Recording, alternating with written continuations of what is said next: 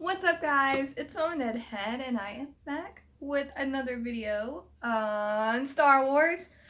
So, you guys know that the next thing that was in chronological order was Star Wars, the Clone Wars theatrical release. But I mean, that's how it had it put in the chronological list, put out name-wise. I don't know where like theatrical release comes into. I don't know. That's just what it had online.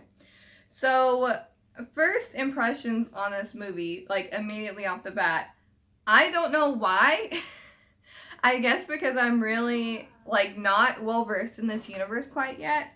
But I thought this was an animated version of the second movie. It's not. And I was blown away and very surprised. I genuinely really did like this movie. I'm sad that I couldn't react to it because Ahsoka makes her entrance, and wow, is it an entrance? I'll just say that. It is an entrance. There is a lot that I wanted to talk about in this, and some of it is about the movie and some of it is questions I have for the future. And just know that it's easy to ask questions when it comes to The Walking Dead, but when it comes to a show that it's on the 7th season, when I ask these questions, I don't want an answer. Unless it's something very trivial, like I asked last time, like what did the helmets mean? Or, what was the other question I had? Like what language is it? That type of stuff, that's okay to answer, unless it's like this big plot point in the future. But, like, big event wise, please don't answer them. It's just the questions that I have after this. And I know a very limited amount about, this series. And I do know from Sam Miller that some things were changed when it comes to the Clone Wars. Athena, what are you doing? Okay, get her some food. She's like, she's doing like snow angels on the floor. Okay, get it. Okay, so hearing Anakin referred to as master and just all of this talk, I don't know how I feel. Like this is so different from the movies, and I'm pretty sure that Sam Miller said forget the movies when it comes to certain things like this, but it's still so weird to see movie Anakin and then this show Anakin, because I feel like they are two very different characters. Now, Anakin gets a Padawan. I don't know how I thought Ahsoka was going to enter.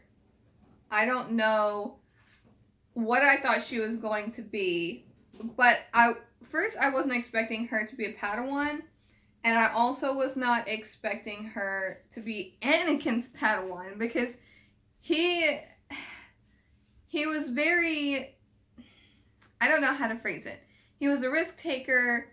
He was kind of looked down on by most of the Jedi except for Obi-Wan. Obi-Wan was always like this firm believer in like who Anakin could be, and always gave him multiple passes, multiple chances. But most of everybody else wasn't. So for Yoda to even consider this plan, which I believe was Obi-Wan's to get him a Padawan, is crazy. Now, when it comes to Ahsoka and Anakin, I adore them together. And I don't mean together. Like I said, I'm not a shipper, so when I say like relationship and stuff, I don't mean like that. How I see them is annoying older brother, annoying younger sister. And I like that he has that, like he kind of has a mini Anakin of sorts following him around to kind of check his behavior and to be like, wow, look at what she's doing, kind of just like he would do it, in my opinion. So that's kind of funny. And you can see whenever Ahsoka says, oh no, like Yoda was very firm that I am Anakin's Padawan, Obi is taken back, but like not really taken back. I do believe it was his plan, because as soon as she starts like popping off at Sky Guy, Obi-Wan just looks like the most proud papa I've ever seen in my life. He is awesome. Okay, So, another thing that I noticed, which is different than the movies, is that at first, and I guess maybe it's part of this plan, but it was just a surprise to even hear this considered, a second Padawan. So, at first, Obi-Wan was going to have a second Padawan. In the movies, that was, like, not allowed. Because when Qui-Gon was going to take on Anakin, he kind of just, like, dumped off Obi-Wan because they said he can't have two. So, interesting. Now, I'm going to get into some future stuff here. And again, this is stuff that I don't want answered if it is answered at this point. I don't know how far this series goes out. If it's like, well, past Clone Wars, like aftermath of Clone Wars, or what. So, this starts questions that you please don't answer. Be careful, baby. Okay. Order 66. So the reason why I bring this up is because I have several notes on the clones. I don't like how much I like them. I love Rex. I think Rex is like one of the coolest clones out there. He's a really cool guy. And he's eventually going to be part of Order 66. I don't know in what capacity we're going to see Order 66, like if that's going to be something that we kind of see the start of and like maybe the aftermath of, or maybe it stops there, the series stops there. I don't know, but I have many questions that I don't want answered in case they are answerable already. One, Rex, if like Rex has to turn on Obi-Wan, I'm going to be actually gutted. I can tell that like when I watched the third movie, I was gutted by Order 66. That was one of the only things in this entire series that just like, I cried because I was so upset about Order 66. And now you're showing me Clone Wars and you're making me attached to the clones that are going to have to do it. You want to show? You can show it. You want to show? What you got here? You have a stormtrooper here? Oh, she wants me to show. Here, there you go. You want to show anything else? Oh, bye. Oh, you do want to show it. You want to show anything else? She has a few of those. I got her these little... You can show it. I got her these like little lightsabers and they had... They had these characters in them. She really likes it. Now... With more talk on future, Rex with the coded talk to Anakin, dope, to know that he was in trouble, dope. Let me see. Padme, I was very surprised to see Padme in this. I don't know why that I keep, like, becoming surprised at things that happen, because I have this, like, idea going into it since I do know a little bit about the universe, and then it just gets, like, immediately dashed. But Padme was in this, and I'm very, very interested to see her dynamic with Ahsoka, because Padme, first off, amazing character. I love her. One of the reasons that I love her is that she is a very like strong, empowered woman that she doesn't need saving. She can save herself, and she's gonna save you while she's at it, which happened like time and time again in the movies. So to see her in her full amazingness during this was like pretty great. But I want to see her dynamic with Ahsoka, because while she is this like larger than life, very level-headed person, I think that she could be a very interesting, like almost like motherly nurturing type person to Ahsoka. Like I talked about Anakin being like annoying older brother, like he knows more than you, but you don't want to admit he knows more than you. I could see her being like a much older sister that was born like a decade before you and is just kind of mellowed out by the time you reach your teenage years. That's how I can see them. She's showing you all her little toys she got from there. Like maybe there's one over there. I think that's Captain Phasma. Oh, there's one. Look, right there. No. Okay, so let me see. All the fighting. Okay. This is one reason why I really love the prequels, is that this is really the only time that we got to see trained fighting. People can complain about the sequel all they want, but the fighting in the original trilogy also wasn't exactly on par, except for like a tiny bit of it at the very beginning of that original trilogy. Show. Nice. I'm sure they like it. Yeah. But the fighting in this is amazing, and I think I wrote like Ventress fight with Obi with like a bunch of exclamation points because love. Now this whole Jabba the Hutt thing, I thought at first that possibly Jabba the Hutt was in on it. I wasn't expecting it to be this like actual big like roundabout inside job. I thought it was just like a normal inside job from Jabba the Hutt, but it was this big thing, much bigger than I thought. And then Zero. Another question that I suppose this can be answered. Why can his uncle speak English, but Jabba the Hutt has to have a translator? I don't understand that. Confusion. Maybe he just doesn't want to. Is that it? I love the visuals. I'm not sure when this movie was made, but the animation on it is really great. So, you want to show your bucket? They'll like to see it. Show your bucket. No. Show the whole thing. Nice. This was her Easter bucket, guys.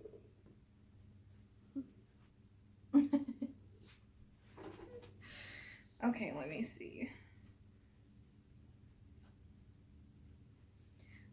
see. Baby Jabba was cute. Ahsoka was right. He's pretty cute.